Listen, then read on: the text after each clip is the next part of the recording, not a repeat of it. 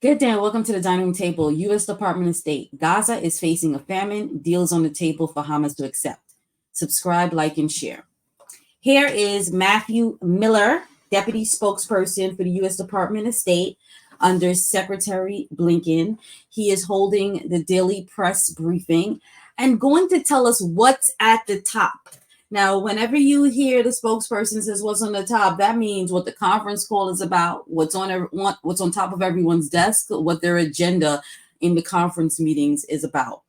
Here, he's going to talk about a famine facing the people of Gaza, and I've been saying this for quite some time. And it's innocent civilians, but also the hostages that have not been released yet. They are within this famine and need for humanitarian aid. Let's listen. Good afternoon. Monday. Start with some opening comments.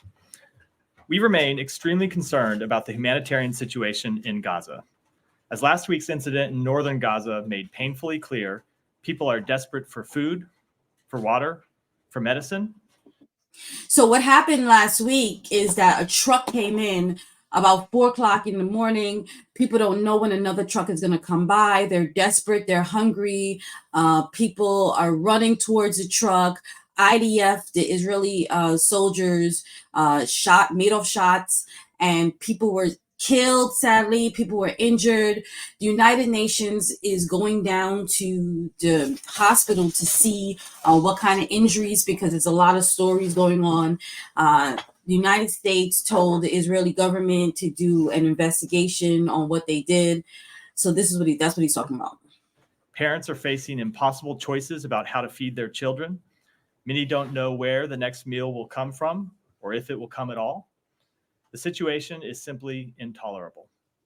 And that's why the United States is focused on increasing and sustaining aid in Gaza through as many channels as possible. Over the weekend, the Department of Defense and the Jordanian Royal Air Force worked together to airdrop 38,000 ready-to-eat meals into Gaza.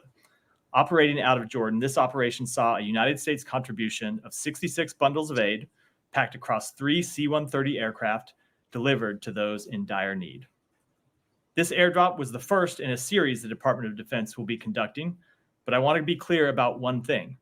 These airdrops are intended to supplement, not replace, aid through other mechanisms. We are also actively pursuing options to establish a maritime assistance corridor.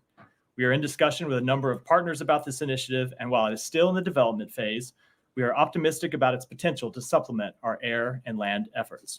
So they have the trucks coming in. The problem with the trucks is that the Israeli soldiers want to check the trucks to make sure there's nothing being smuggled to Hamas, and there's certain things that they don't accept going over to Gaza for whatever reason, and those things don't get to go through. It's just not enough. People are still hungry.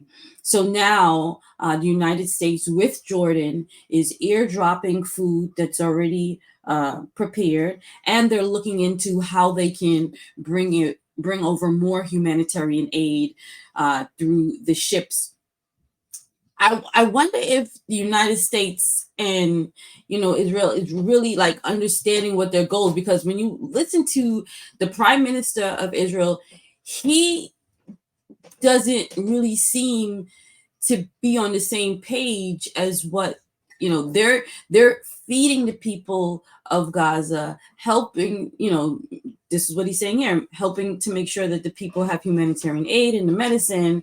But the Israeli government is saying, we're moving further south. We're moving further south. Keep on going. Keep on going. I don't know. We continue to work to increase the amount of aid flowing through existing border crossings at Rafah and Kerem Shalom, and to press the government of Israel to open additional crossings. Did you hear what he said? Press the government of Israel. Now, if the Prime Minister of Israel, Netanyahu, does an interview, I'm pretty sure he's going to say he didn't get the memo. Pretty sure he's going to say Secretary Blinken, President Biden, no one pressed him about doing anything. So I don't know if there's a communication. And you know what? They really don't take the United States seriously, because the United States is saying, I'm pressing you to do this, but yet we're also supplying you with weapons, and you're feeding them, but you're giving us what we need in weapons. So this is the reason why, when you press, as you said, Mr. Miller, the Israeli government, they say they don't understand what you're talking about. Crossings and routes into Gaza. Even as we explore other means of delivery, it is critical that we maximize the aid flowing into Gaza over land. When it comes to distribution inside Gaza, over the past week, the ability of the UN and other humanitarian implementers to distribute assistance within central and South Gaza has improved. While over 100 trucks a day of humanitarian assistance are now being distributed to those in need, this level is still significantly below the levels needed to meet minimum requirements to avert famine. I've been saying that famine word in a couple of my videos for some time now. You're hearing it more and more.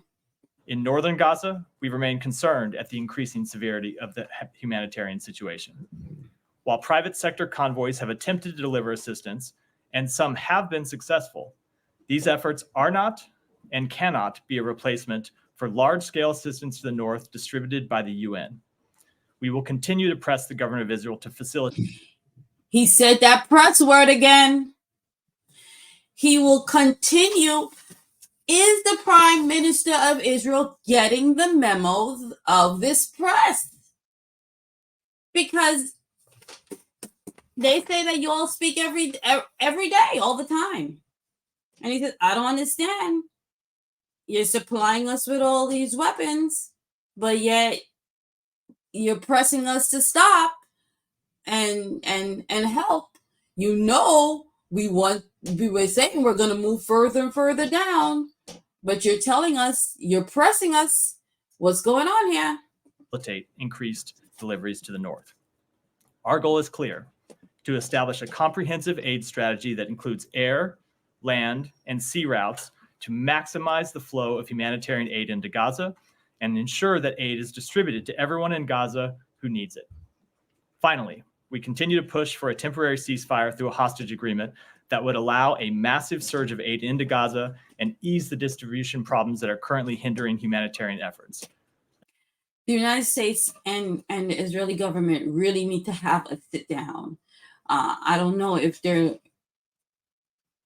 not communicating, but when you watch one press conference and the other, they're saying two different things, and the Prime Minister is saying he doesn't know, which he said in one of my other videos, he didn't know what President Biden was talking about when President Biden called the actions in Gaza over the top. He didn't get the memo. So here twice, Mr. Miller is saying that he's using the word press the Israeli government. You got to see what the Israeli government says about that. A deal is on the table, a deal that would bring the hostages home and that would alleviate the terrible suffering of the Palestinian people. Hamas should accept it immediately. So what he's saying here is there is a deal on the table that they've been working on. Hamas has it on the table. It is to put a temporary ceasefire, get the hostages released, bring humanitarian aid more humanitarian aid to Gaza. And he's saying that they should accept the deal. So that is the wait now to see if Hamas accepts the deal and there's if a ceasefire happens. Until next time.